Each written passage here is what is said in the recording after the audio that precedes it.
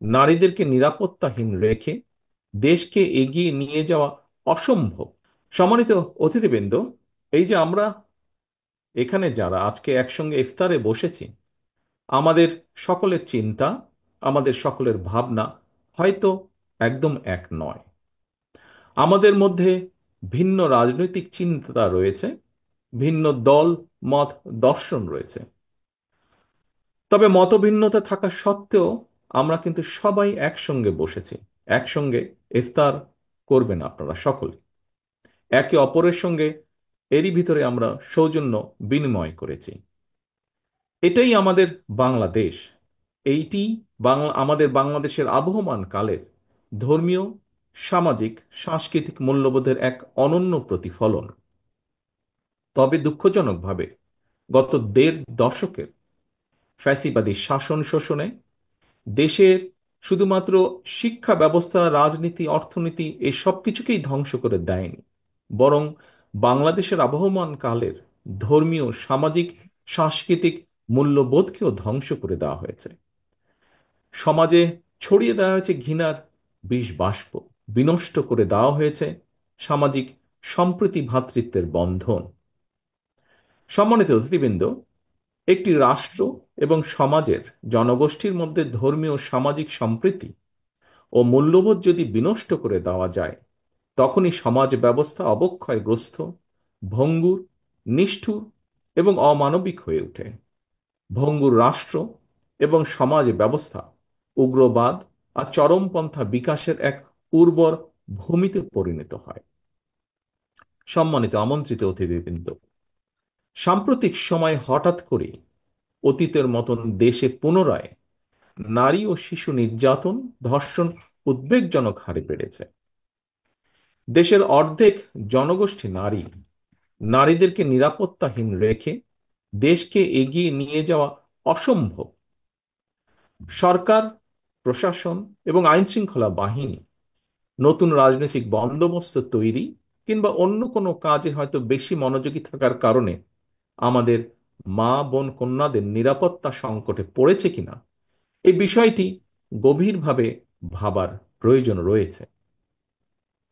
সম্মানিত অতিথিবৃন্দ, আমরা অন্তর্বর্তীকালীন সরকারের দৃষ্টি আকর্ষণ করে বলতে চাই, ধর্মীয় উগ্রবাদীদের অপতৎপরতা এবং চরমপন্থা নিয়ন্ত্রণে ব্যর্থতার পরিচয় দিলে উগ্রবাদী জনগোষ্ঠী এবং পরাজিত ফ্যাসিবাদী অপশক্তি দেশে পুনরায় গণতন্ত্রের কবর রচনা করবে।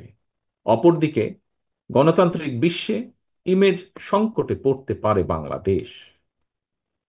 দেশের অসাম্প্রদায়িক গণতান্ত্রিক চরিত্র সমুন্নত রাখতে চরমপন্থা এবং ধর্মীয় উগ্রবাদী অপশক্তিকে প্রতিহত করার পাশাপাশি গণহত্যাকারী পলাতক মাফিয়া চক্রকে যে কোনো মূল্যে বিচারের সম্মুখীন করার মাধ্যমে বাংলাদেশে গণতান্ত্রিক বিধি ব্যবস্থা শক্তিশালী করাই হবে বিএনপি সহ গণতন্ত্রের পক্ষের শক্তির আগামী দিনের রাজনৈতিক বন্দোবস্ত।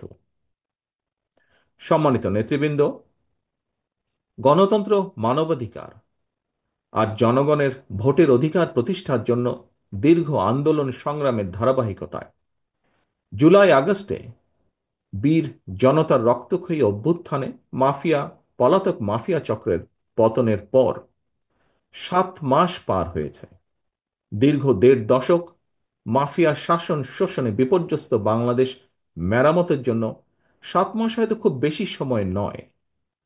তবে আগামী দিনগুলোতে অন্তর্বর্তীকালীন সরকারের কার্যক্রম কিংবা কর্মপরিকল্পনার রূপরেখা জনগণের সামনে আরো স্পষ্ট এবং সুনির্দিষ্ট হলে জনমনে থাকা সকল সন্দেহ, সংশয়ের অবসান ঘটত। সম্মানিত উপস্থিতিবৃন্দ, শুধুমাত্র একটি জাতীয় নির্বাচন অনুষ্ঠানের জন্যই মাফিয়া সরকারের পতন ঘটেনি, এ কথা যেমন সত্য, তার চেয়েও আরো চরম সত্য হয়তো নির্বাচন, একটি সুষ্ঠু নিরপেক্ষ নির্বাচন না করার জন্যই কিন্তু মাফিয়া সরকারের নির্মম পতন হয়েছিল।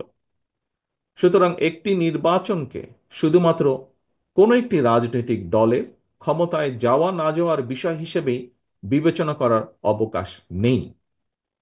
প্রতিটি জাতীয় নির্বাচনে জনগণ যার যার পছন্দের প্রার্থীকে ভোট দিয়ে নির্বাচিত করার সুযোগ পান। নির্বাচিত জনপ্রতিনিধিদের দ্বারা জনপ্রতিনিধিত্বশীল সংসদ এবং সরকার গঠিত হওয়ার সুযোগ তৈরি হয়। সর্বোপরি প্রতিটি সফল ও কার্যকর নির্বাচনের মাধ্যমে রাষ্ট্র ও সরকারের সঙ্গে নাগরিকদের গণতান্ত্রিক অধিকারের চুক্তি নবায়িত হয়। রাষ্ট্রের সঙ্গে জনগণের মালিকানার সম্পর্ক গভীরতর হয়।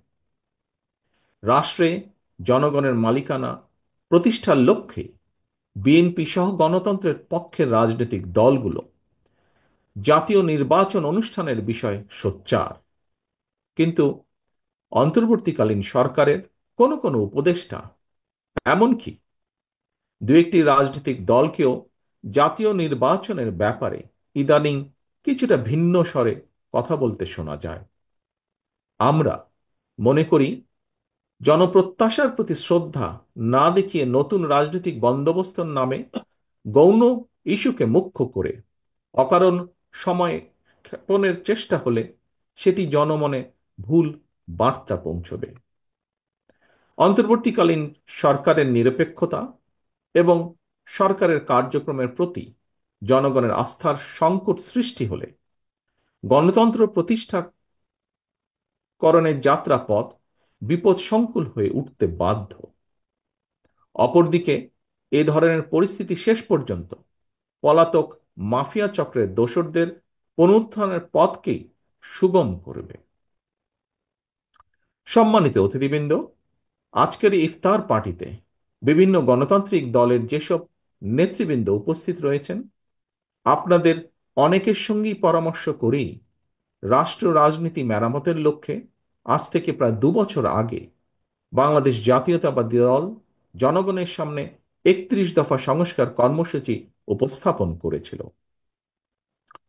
31 দফা সংস্কার কর্মসূচি নিয়ে বর্তমানে বিএনপি সারা দেশে বিভিন্ন স্তরের জনগণের সঙ্গে সংলাপ অব্যাহত রেখেছে। তবে আমরা আগেও বলেছি, আজও আপনাদের সামনে তুলে ধরতে চাই, এই 31 দফায় চূড়ান্ত নয়। এই 31 দফাতেও প্রয়োজনীয় সংযোজন বিয়োজনের সুযোগ রয়েছে। বিএনপি সহ প্রতিটি রাজনৈতিক দল মনে করে সংস্কার এবং নির্বাচন উভয়টিই প্রয়োজন। সুতরাং সংস্কার এবং নির্বাচনকে মুখোমুখি দাঁড় করানোর কোনোই প্রয়োজন নেই। রাষ্ট্রের রাজনৈতিক নীতি ব্যবস্থাকে শক্তিশালী এবং কার্যকর করার উপায় শুধুমাত্র কেতাবি সংস্কারের উপরে নির্ভর করে না। রাষ্ট্রের রাজনৈতিক নীতি ব্যবস্থাপনা শক্তিশালী হয় প্রতিদিনের গণতান্ত্রিক চর্চার উপরে।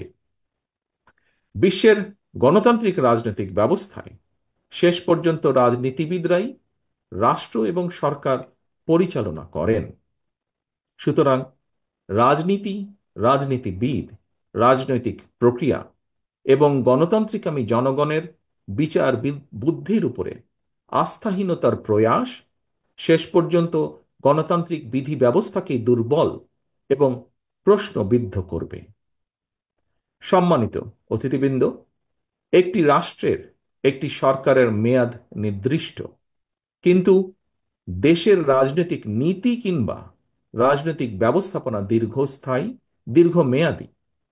সুতরাং রাজনৈতিক প্রক্রিয়াকে শক্তিশালী এবং টেকসই কার্যকর রাখতে জনগণের রাজনৈতিক এবং অর্থনৈতিক ক্ষমতায়ন নিশ্চিত করা অত্যন্ত জরুরি।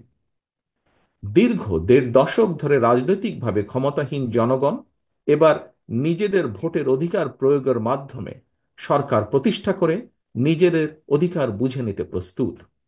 সুতরাং জননিরাপত্তা নিশ্চিত এবং জনদুর্ভোগ কমানোর সকল পদক্ষেপ গ্রহণের পাশাপাশি জনগণের ভোটে জনগণের কাছে দায়বদ্ধ একটি গণতান্ত্রিক সরকার প্রতিষ্ঠার লক্ষ্যে অন্তর্বর্তীকালীন সরকার নির্বাচনী ব্যবস্থার সংস্কারকেই সর্বোচ্চ অগ্রাধিকার দেবে।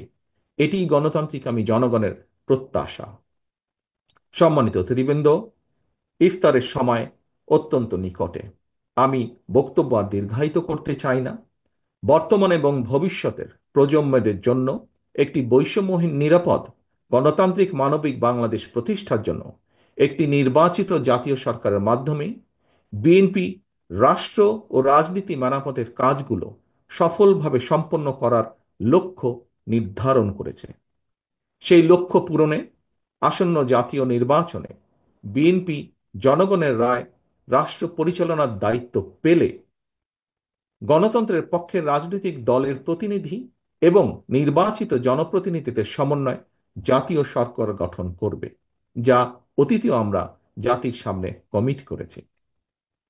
গণতান্ত্রিক আমি রাজনৈতিক দলগুলোর সর্বস্তরের নেতাকর্মী সমর্থকদের প্রতি আহ্বান, গণতান্ত্রিক আমি জনগণের প্রতি আহ্বান, বীর জনতার গণ অভ্যুত্থানে হাজারো শহীদের রক্তে রঞ্জিত রাজপথে গড়ে ওঠা জাতীয় ঐক্য বিরোধী ষড়যন্ত্র অব্যাহত রয়েছে এখনো। আমরা যদি সকলে ঐক্যবদ্ধ থাকি, স্বাধীনতা প্রিয় গণতান্ত্রিক আমি জনগণ ঐক্যবদ্ধ থাকলে কোনো ষড়যন্ত্রই কোনো কাজে আসবে না ইনশাল্লাহ। সবশেষে আমি বাংলাদেশের গণতন্ত্র প্রতিষ্ঠা এবং মাফিয়া পতনের আন্দোলনে সকল শহীদ এবং আহতদের জন্য এই পবিত্র ইফতার মাহফিলে আল্লাহর রহমত কামনা করছি।